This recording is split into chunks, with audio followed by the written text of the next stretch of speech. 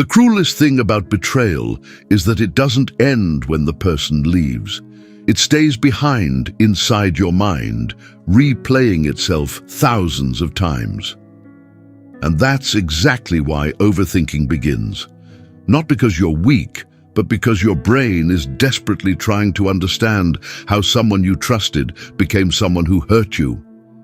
Have you ever found yourself lying awake at 2 a.m., replaying conversations from months ago, reading old messages, analyzing every word, every pause, every promise, searching for the exact moment when everything changed?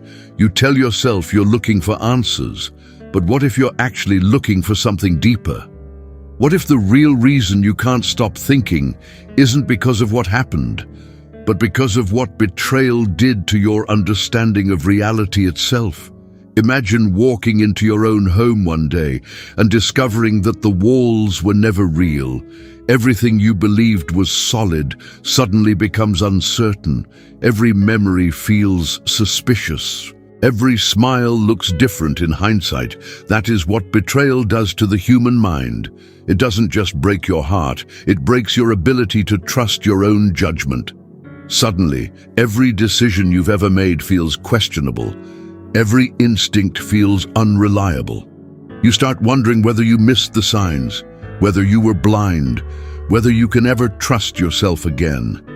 And so the mind begins its endless investigation. It becomes a detective searching for clues in a crime scene that no longer exists, but the deeper it searches, the more lost it becomes.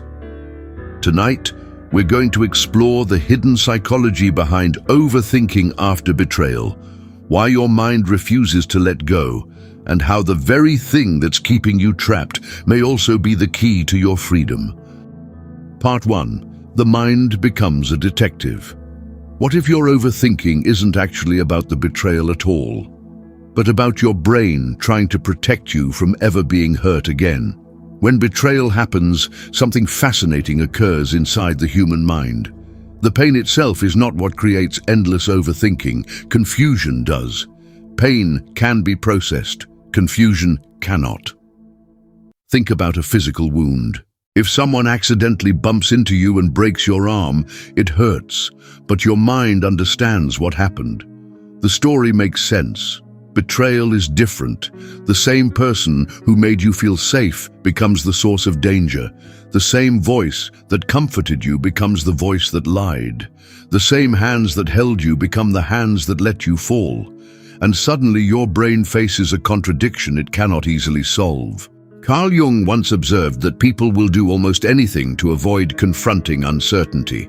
The human mind craves order.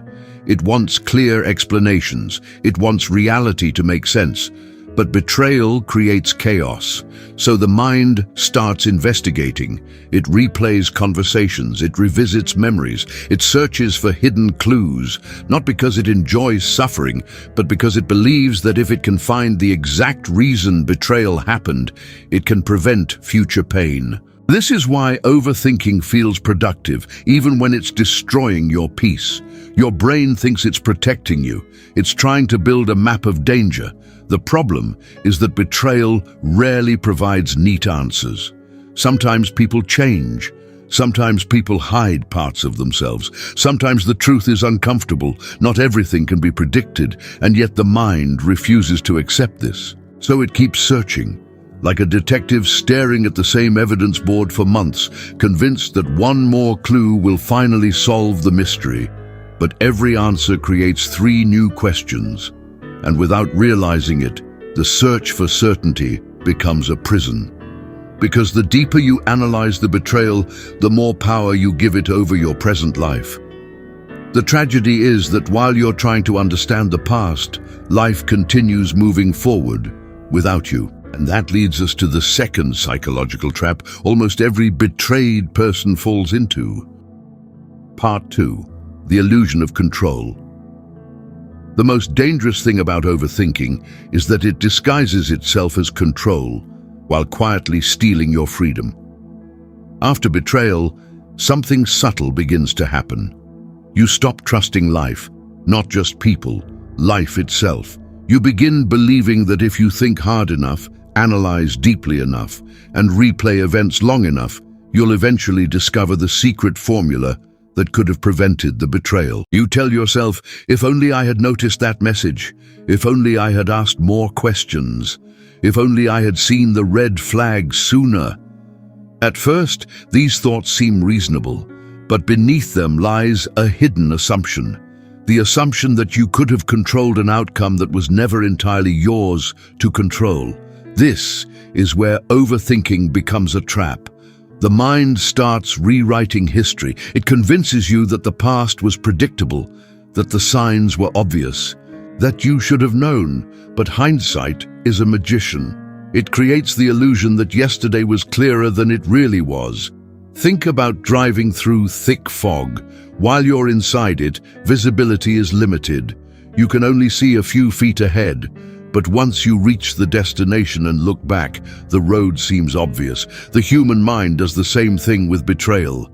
After the truth is revealed, everything suddenly appears clear. You begin connecting dots that were invisible before. You start judging your past self with information your past self never had. And this creates a cruel cycle. The more you blame yourself, the more you overthink.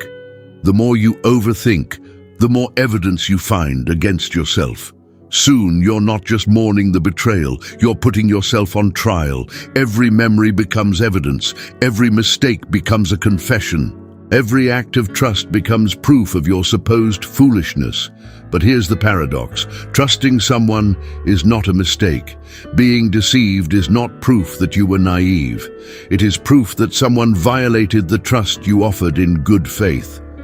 The philosopher Epictetus taught that suffering often comes from trying to control what is beyond our control, and betrayal forces us to confront one of life's most uncomfortable truths.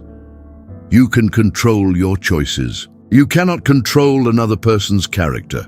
You can be wise, you can be careful, you can pay attention and still be betrayed. Because betrayal is not always a failure of perception. Sometimes it is simply the reality of dealing with imperfect human beings. The moment you stop asking, how could I have controlled this? You begin asking a different question. What can I learn from this without becoming imprisoned by it? And that question changes everything. Because healing does not begin when you find every answer. Healing begins when you stop demanding answers that life may never provide. Yet even after understanding this, another battle remains. Perhaps the most painful battle of all. The battle between trusting others and trusting yourself. And that is where the deepest wound of betrayal reveals itself. Part 3. The real wound, losing trust in yourself. Most people think betrayal breaks trust is in others, but the deepest betrayal isn't losing faith in them. It's losing faith in yourself. This is the wound nobody talks about. When someone lies to you, deceives you, abandons you, or betrays your trust, the pain doesn't stop with what they did. Eventually, the pain turns inward. You begin questioning yourself, your judgment, your instincts, your ability to recognize truth. And that's when overthinking becomes truly dangerous, because now you're no longer analyzing the betrayer. You're analyzing your own worth. You start asking questions that quietly poison the mind. How did I not see it? What's wrong with me? Why do I always attract people like this? Can I trust my own decisions anymore? Notice what happened. The betrayal was committed by someone else. But the punishment is being carried out by you, day after day, night after night. Inside your own thoughts, the mind begins constructing a painful narrative, a story where you are somehow responsible for another person's choices, a story where trusting becomes evidence of weakness, a story where vulnerability becomes something to be ashamed of. But this is where many people misunderstand strength. Strength is not the absence of trust. Strength is the willingness to trust, despite knowing disappointment is possible. A tree is not strong because storms never come. A tree is strong because it continues growing after surviving them. Yet betrayal convinces people to become emotionally smaller, safer, more guarded, more suspicious. And while these walls may prevent future hurt, they also prevent future connection. Carl Jung warned that what we resist often gains power over us. When betrayal makes you afraid to trust, the betrayer continues influencing your life long after they've left. Think about that for a moment.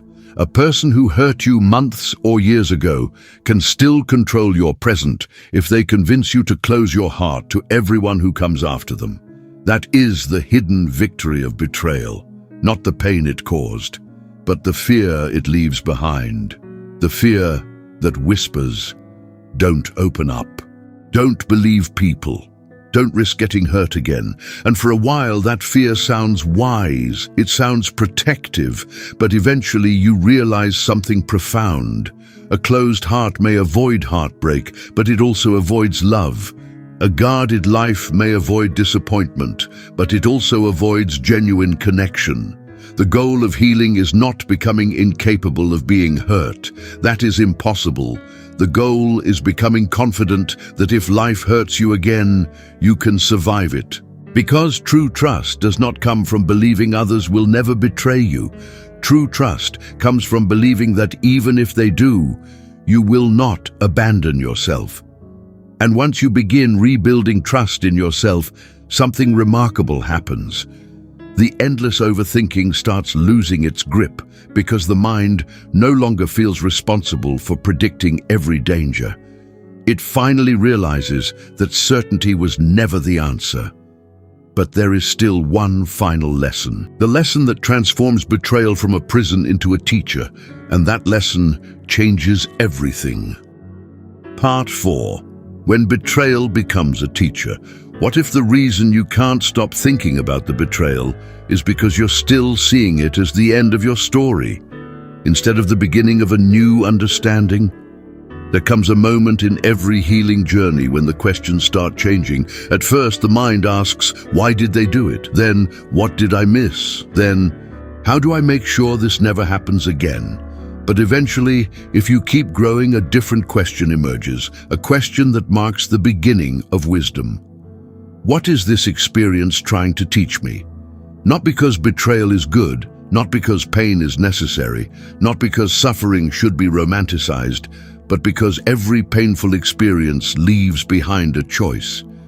You can become bitter or you can become deeper. Many people spend years trapped in resentment because they believe letting go means approving of what happened. It doesn't. Forgiveness is not saying the betrayal was acceptable.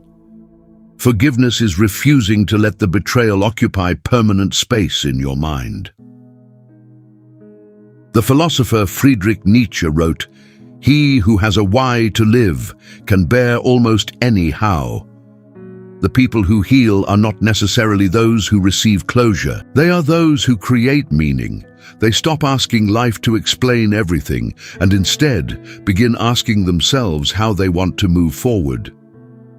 This is where overthinking finally begins to dissolve, because overthinking feeds on the illusion that the past can be changed through analysis. But wisdom understands something different. The past can only be transformed through understanding. Imagine carrying a heavy stone in your hands every day. At first, it feels impossible to put down. You become so accustomed to the weight that it starts feeling like part of your identity. The betrayal becomes your story. Your wound becomes your personality. Your pain becomes your lens for viewing the world. But one day you realize something. The stone was never attached to you. You were simply holding it, and what can be held can also be released, not forgotten, not denied. Released. Because healing isn't erasing the memory. Healing is remembering without reliving. It's being able to think about what happened without feeling trapped inside it. It's looking at the chapter without believing it defines the entire book. And perhaps that is the ultimate lesson betrayal teaches, not who other people are, but who you are. It reveals your resilience, your capacity to endure, your ability to rebuild. Your courage to trust again, despite having every reason not to. One day you'll realize that the betrayal you spent years overthinking no longer controls your emotions. The memories will still exist, but they won't own you.